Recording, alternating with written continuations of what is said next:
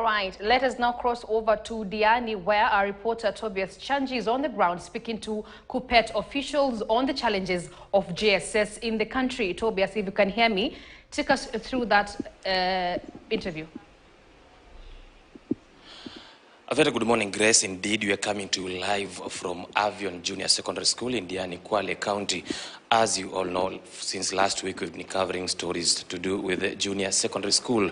And at one time, we had an opportunity to tour around several public schools, and we saw how the condition was appalling. And today, we'll be looking at the difference between these public schools and also the private schools. As you can see just behind me, this is one smart boards that well, the learners here are able to use on a daily basis, as compared to most of the public schools that we were, where even the furniture is something to dream about. Another thing that we've seen in across of the schools in Kwale County is that they still lack teachers, some of the school having even 1 or 2 teachers who are being forced to teach all subjects.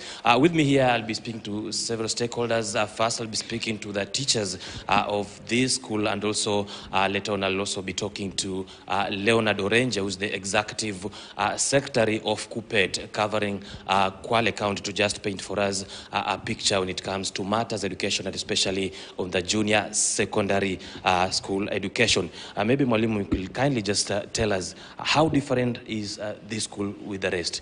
Kindly start with your name. Thank you very much, our citizen, our media.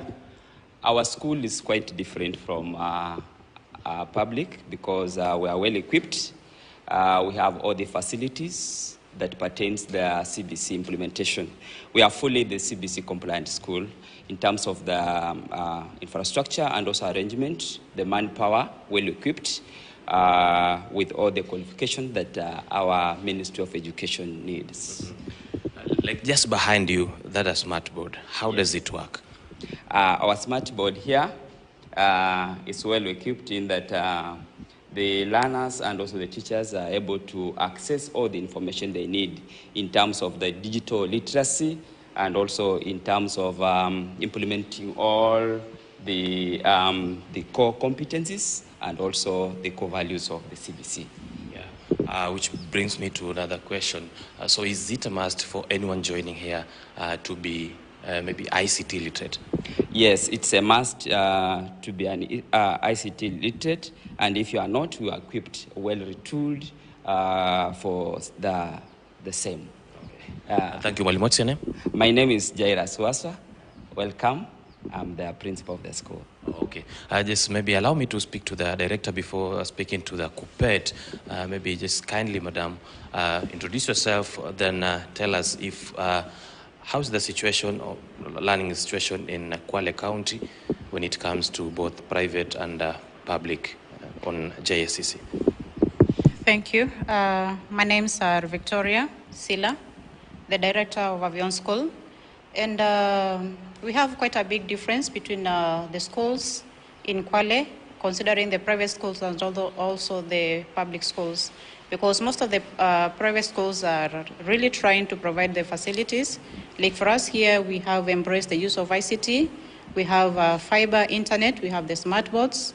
We have an ICT laboratory whereby every learner has a computer for their own use.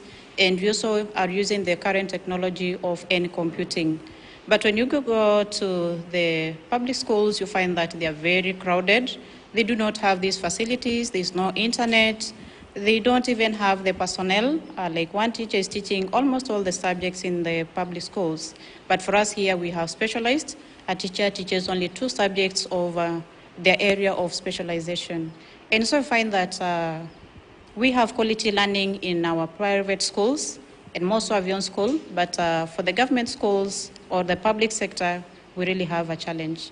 I feel something needs to be done for the learners to be competent and for effective learning to take place. So what should the government do? The government needs also to employ more teachers to be able to actually equip the learners with the knowledge, because you find a teacher teaching an area they are not specialized in, and definitely they cannot be effective. Also in terms of facilities and equipping the schools, a lot needs to be done. So my urge or my plea to the government is to finance the public schools in terms of the structures, in terms of the laboratories, in terms of ICT, because with the 21st century learner, they are more geared towards ICT. They have a lot of knowledge, a lot of interests, and when we go to the traditional methods of teaching, they don't get to learn so much compared to when we have the use of ICT in their learning. So it is my plea to the government that they really invest in the CBC. It's a very good system, but requires a lot of investment to make it effective. Malim, thank you for your time. Allow me to also bring on board Leonard Oronje, the Secretary Executive Executive Secretary Kupet, Kwale County, to just maybe paint for us a picture of the situation on ground. Okay, thank you so much. As you've been told, my name is Leonard Oronje. I'm the Executive Secretary of Kupet, Kwale, and a very important stakeholder in education. As you've been told, that CBC is a very good curriculum, but it needs a lot of investment. There's supposed to be investments in the human resource, infrastructure, and also in ICT. And if you compare the school you are in, that is the avian school, and the public school, you see a very, very big gap. There's a very big difference. And I think this is a challenge to the government. Maybe the government may not reach the level of such schools, but then they can do something. Because as you've been told, we need teachers who can teach these students in their areas of specialization. But in public schools, the teachers, what they do is that they teach almost every subject. As I told you, you can take data across the schools in Kwale and realize that most schools have got 2 teachers generally. That is the average number of teachers. There are some who have got 4, depending on the number of students, but then the average number is 2. There are some schools which have got only 1 teacher, and that is really wastage, because if you look at the students, they're being taught every day by the same teacher who is not specialized in various subjects. Those are the learning areas. And in the long run, that is total wastage, as I said before, of a whole generation. In Kwale, we have about 404 junior secondary schools, that is for public, and about 69 private schools. And we really appreciate the other stakeholders, the private entities who have come in to bridge the gap. But at the same time, we need not only bridging the gap, but we need something quality. We need quality education, not just education.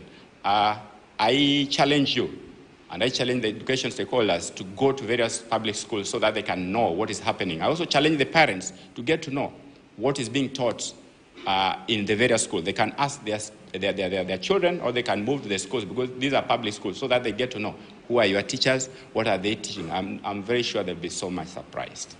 Yeah. You have talked about the issue of labor, of course, teachers. How is the situation with the infrastructure? We're talking about laboratories, among others. The situation is appalling, so to say. I really doubt if there's any public junior secondary school around within the county which has got a laboratory, a single laboratory. And here we're talking about science laboratory, home science laboratory. They also should be having an ICT lab, which I am very sure they don't have. They were being challenged to move to secondary schools so that they can take such lessons, the practical lessons, the practicums in secondary schools. Look at the distance between these primary schools and the secondary schools. And even those secondary schools, who told you that they have the laboratories? Just structures, they're not laboratories.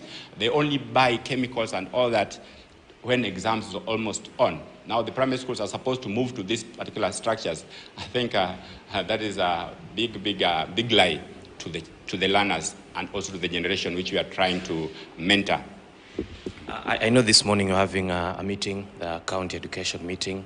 Are these issues some of those that you're going to discuss? Yeah, we are going to discuss some of these issues, and especially also to build the capacities of those who are members of the county education board. We can't say that we are totally abreast with what is supposed to happen, but what we're going to do, because today there's going to be a training by the Aga Khan Foundation, just to build our capacity so that we can get to know what is happening around and what we can do to improve the learning in Kwale. Remember, Kwale is coming up, even when it comes to examination. Form 4 examination, Kwale moved by almost 0.5 to 3.5, which is very good. Generally, the number of students who have moved to universities in secondary school is also high. So when we meet as the County Education Board, we are trying to come up with ways and measures to ensure that the students whom we have today and the schools which we have within our county are always going northwards, not southwards. Northwest, not southwest. Well, thank you, Bwana Secretary, for your time, and we look forward for some other engagement. Thank you. It's always a pleasure being with you guys. Thank you. Okay, thank you. Maybe just kindly for 30 seconds, I can just throw one question to one of the people here, the learner. What's your name? My name is Isaac. Your name is?